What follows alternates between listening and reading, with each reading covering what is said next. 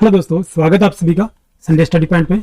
आज का हमारा टॉपिक है यूजीसी नेट पेपर में सेकंड हिंदी से क्वेश्चन लेकर आए आपके लिए। तो वीडियो को लाइक और शेयर जरूर कर दीजिए और चैनल पर नए हैं चैनल को सब्सक्राइब कर लीजिए, साथ में बेल आइकन को प्रेस कर लीजिए। हमारी अन्य वीडियोस देखने के लिए नीचे डिस्क्रिप्शन में आपको लिंक मिल जाएगा या फिर आप चैनल की प्ले लिस्ट में जाकर वहाँ से हमारी अन्य वीडियोज देख सकते हैं। तो चलिए दोस्तों, आज के हमारे पहले प्रश्न चलते हैं। आज का हमारा पहला प्रश्न आपकी स्क्रीन पर आ गया है। ये हिंदी के प्रधान आचार्यों में माने जाते हैं और इनका भाषाभूषण अलंकार ग्रंथ एक बहुत ही प्रचलित पाठ्य ग्रंथ है। मतीराम, देव, महाराज जसवंत सिंह या पद्माकर। तो राइट आंसर क्या हो जाएगा? ये हिंदी के प्रधान आचार्यों में माने जाते हैं और इनका भाषाभूषण अलंकार ग्रंथ एक बहुत ही प्रचलित पाठ्य ग्रंथ रहा है। मतीराम, देव, महाराज जसवंत सिंह, पद्माकर। तो सही आंसर हमारा ऑप्शन नंबर सी हो जाएगा, महाराज जसवंत सिंह है। ऑप्शन नंबर सी जो राइट आंसर हो जाएगा। चलिए अगला प्रश्न हमारा, निम्नलिखित उपन्यासों का प्रकाशन काल की दृष्टि से सही अनुक्रम क्या है? मान का हंस, टेराकोटा, भूले बिसरे, चित्र, गरम राख। भूले बिसरे, चित्र, गरम राख, मानस का हंस, टेराकोटा। गरम राख, भूले बिसरे, चित्र, टेराकोटा, मानस का हंस, टेराकोटा, गरम राख, मानस का हंस, भूले बिसरे, चित्र। तो सही आंसर हमारा क्या हो जाएगा? गरम राख, भूले बिसरे, चित्र, टेराकोटा, मानस का हंस। राइट आंसर हमारा ऑप्शन नंबर सी हो जाएगा। चलिए अगले प्रश्न चलते हैं। तुलसी की विलक्षण प्रतिभा इस बात में है कि उन्होंने भक्त और रचनाकार की भूमिकाओं का एक साथ सफल निर्वाह किया है। भक्त मूलतः देवी शक्ति के किसी स्वरूप में आस्था रखता है, जबकि रचनाकार अपनी आस्तिकता नास्तिकता के बाद एक मूलतः ऐहिक या कि धर्मनिरपेक्ष क्रम में प्रवृत्त होता है। तुलसीदास के विषय में उपयुक्त कथन किस साहित्य इतिहासकार का है? रामस्वरूप चतुर्वेदी, रामशंकर शुक्ल रसाल, गणपति चंद्र गुप्त, हजारी प्रसाद द्विवेदी। इसमें सही आंसर हमारा ऑप्शन नंबर ए हो जाएगा। ये रामस्वरूप चतुर्वेदी जी का कथन है। ये निम्नलिखित में से कौन सी भाषा संविधान की 8वीं अनुसूची में है? ये कौन सी भाषा है? नेपाली, कांगड़ी, राजस्थानी या गोंडवी। तो राइट आंसर क्या हो जाएगा? निम्नलिखित में से कौन सी भाषा जो संविधान की 8वीं अनुसूची में है?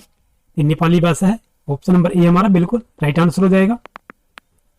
हिंदी पर सामाजिक सांस्कृतिक के वहन का दायित्व संविधान के किस अनुच्छेद में निर्धारित है? 343, 348, 349 या 351। हिंदी पर सामाजिक संस्कृति के वाहन का दायित्व संविधान के किस अनुच्छेद में निर्धारित है? तो सही आंसर हमारा क्या हो जाएगा? 351 में है। ऑप्शन नंबर डी जो हमारा बिल्कुल राइट आंसर हो जाएगा।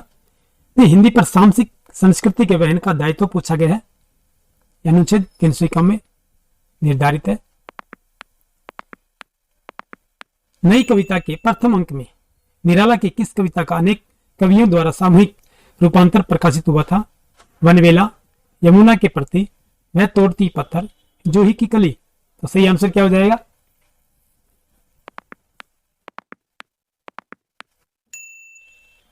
नई कविता के प्रथम अंक में निराला की किस कविता का अनेक कवियों का द्वारा सामूहिक रूपांतर प्रकाशित हुआ था? ये जूही की कली में। ऑप्शन नंबर डी जो हमारा बिल्कुल राइट आंसर हो जाएगा। तीसरी कसम कहानी में गाड़ीवान ने कौन सा सामान न लादने की कसम नहीं खाई? कंपनी की औरत, दुल्हन की डोली, चोर बाजारी का सामान या बांस। तो राइट आंसर क्या हो जाएगा? ये तीसरी कसम कहानी है तो गाड़ीवान ने कौन सा सामान न लादने की कसम नहीं खाई थी? ये दुल्हन की डोली। ऑप्शन नंबर बी जो हमारा बिल्कुल राइट आंसर हो जाएगा।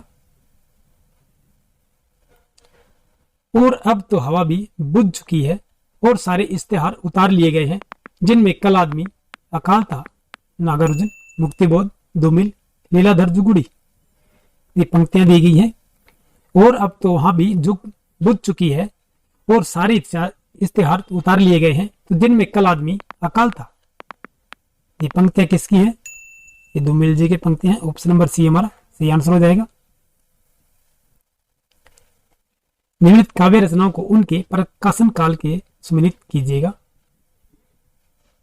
चिकूट भाषा दी गई है। इसमें सी आंसर हमारा ऑप्शन नंबर बी हो जाएगा। 3, 4, 2, 1। विपरीत दिशा में हो जाएंगे 3, 4, 2, 1।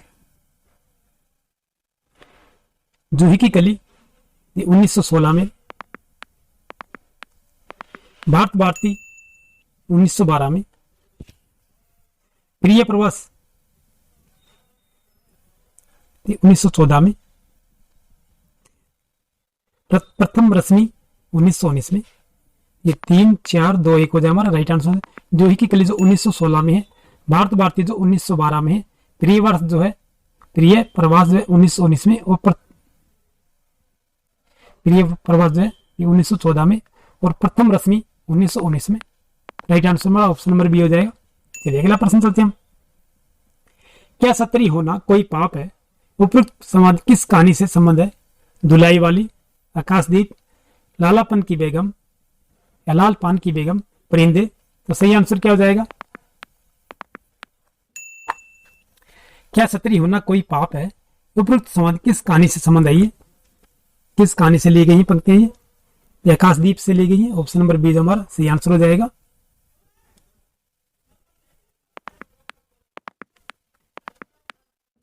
रचना काल की दृष्टि से निम्नलिखित रचनाओं का सही अनुक्रम क्या है? एबीसी सही आंसर क्या हो जाएगा? ये सबसे पहले नाट्य शास्त्र आएगा, फिर काव्य अलंकार, ध्वन्यालोक, साहित्य दर्पण। ऑप्शन नंबर डी जो हमारा बिल्कुल सही आंसर हो जाएगा। रचना काल की दृष्टि से ये इनका सही अनुक्रम है। ये निम्नलिखित काव्य पंक्तियों को उनके रचनाकारों से सम्मिलित कीजिए। एक तरफ काव्य पंक्तियां, एक तरफ रचनाकार है। मैं वक्ता नहीं हूं, कविताएं इजाद करता हूं गाली। किसके? श्रीकांत वर्मा जी की पंक्तियां हैं ये। इस वक्त जबकि कान नहीं सुनते हैं कविताएं, कविता पेट से सुनी जाती है। धूमिल जी की पंक्तियां हैं। आज फिर शुरू हुआ जीवन आज, मैंने एक छोटी सी सरल सी कविता पढ़ी है। ये रघुवीर साहिब जी की है।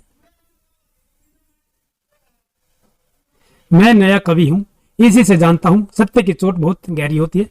ये सर्वेश्वर दयाल सक्सेना जी की पंक्तियां हैं। इसमें सी आंसर हमारा ऑप्शन नंबर सी हो जाए 2 1 4 3। चलिए अगले प्रश्न चलते हैं। शुक्ल जी ने न तो भारत के रूढ़िवाद को स्वीकार किया, न पश्चिमी व्यक्तिवाद को। उपयुक्त कथन किस लेखक का है? नंदुलारे वाजपेयी, रामविलास शर्मा, नामवर सिंह या नगेंद्र। तो सही आंसर क्या हो जाएगा? शुक्ल जी ने न तो भारत के रूढ़िवाद को स्वीकार किया, न पश्चिमी व्यक्तिवाद को। तो उपयुक्त कथन किस लेखक का है? इन रामविलास शर्मा जी का है। ऑप्शन नंबर बी हमारा बिल्कुल राइट आंसर हो जाएगा। निम्नलिखित में से कौन सा कवि कृष्ण भक्ति धारा के कवियों में शामिल नहीं है? नाबादास, नंददास, हरिदास, ध्रुवदास। तो सही आंसर क्या हो जाएगा? निम्नलिखित में से कौन सा कवि कृष्ण भक्ति धारा के कवियों में शामिल नहीं है? ये नहीं पूछा गया है। तो सही आंसर कौन सा हो जाएगा हमारा? ये नाबादास जी है। ऑप्शन नंबर ए जो हमारा बिल्कुल राइट आंसर हो जाएगा। निम्नलिखित में से क्या तमस उपन्यास से सांप्रदायिक भावना के निर्माण में सहायक नहीं है? सहायक नहीं पूछा गया। सांप्रदायिक पूर्वाग्रह, विभिन्न संप्रदायों का एक स्थान पर वास, वर्गीय पूर्वाग्रह, अतीत की गौरव गाथाएं। तो सही आंसर क्या हो जाएगा? विभिन्न संप्रदायों का एक स्थान पर वास। ऑप्शन नंबर बी हमारा बिल्कुल राइट आंसर हो जाएगा। निम्नलिखित में से किस आलोचना का संबंध मार्क्सवाद से है? परशुराम चतुर्वेदी, रामस्वरूप चतुर्वेदी, शिवदान सिंह चौहान, नंदुलारे वाजपेयी। तो सही आंसर क्या हो जाएगा? निम्नलिखित में से किस आलोचक का संबंध मार्क्सवाद से है? किसका है ये शिवदान सिंह चौहान का। ऑप्शन नंबर सी जो हमारा बिल्कुल राइट आंसर हो जाएगा। जन्म काल के अनुसार निम्नलिखित रचनाकारों का सही अनुक्रम क्या है? ये रचनाकार साहित्य कवि दिए गए हैं। जन्म काल के अनुसार निम्नलिखित रचनाकारों का सही अनुक्रम कौन सा हो जाएगा? ये सबसे पहले जायसी आएंगे। क्या जायसी पहले थे? ये सूरदास थे सबसे पहले, फिर जायसी आए, फिर तुलसी, फिर रहीम। ऑप्शन नंबर सी जो हमारा बिल्कुल राइट आंसर हो जाएगा। चलिए अगला प्रश्न चलते हैं। निम्नलिखित में से किस उपन्यास में राम और काम का द्वंद्व चित्रण हुआ है? अमृत और विष, खंजन नयन, मानस का हंस, नाचो बहुत गोपाल। तो राइट आंसर क्या हो जाएगा? निम्नलिखित में से किस उपन्यास में राम और काम का द्वंद्व चित्रित हुआ है? ये मानस का हंस में ऑप्शन नंबर राइट आंसर हो जाएगा हमारा ऑप्शन नंबर सी। कोलरिज की काव्य संबंधी धारणा का प्रमुख आधार क्या है? सहचार्यवादी सिद्धांत, जैववादी सिद्धांत, यांत्रिकतावादी सिद्धांत, अंधवादी सिद्धांत। तो सही आंसर क्या हो जाएगा? कोलरिज की काव्य संबंधी धारणा का प्रमुख आधार क्या है? ये जैववादी सिद्धांत है, ऑप्शन नंबर बी जो हमारा सही आंसर हो जाएगा। हिंदी रंगमंच को हिंदी भाषा प्रदेश की सांस्कृतिक पूर्ति और आकांक्षाओं का प्रतिनिधित्व करना होगा। रंग और राशियों के हमारे विवेक को व्यक्त करना होगा। उपयुक्त कथन निम्नलिखित में से किस नाटक की भूमिका से संबंध है? आगरा बाजार, एक और द्रोणाचार्य, आषाढ़ का एक दिन या चंद्रगुप्त। तो सही आंसर क्या हो जाएगा? आषाढ़ का एक दिन से है, ऑप्शन नंबर सी जो हमारा सही आंसर हो जाए। हिंदी रंगमंच को हिंदी भाषी प्रदेश की सांस्कृतिक प्रति और आकांक्षाओं का प्रतिनिधित्व करना होगा। रंग और राशियों के हमारे विवेक को व्यक्त करना होगा। यह आषाढ़ का एक दिन से ली गई पंक्ति है। तो दोस्तों आज की हमारी वीडियो ये समाप्त होती है। वीडियो पसंद आए तो वीडियो को लाइक कर दीजिए और चैनल पर नए हैं चैनल को सब्सक्राइब कर लीजिए। फिर मिलते हैं अगली नेक्स्ट वीडियो में, तब तक के लिए जय हिंद।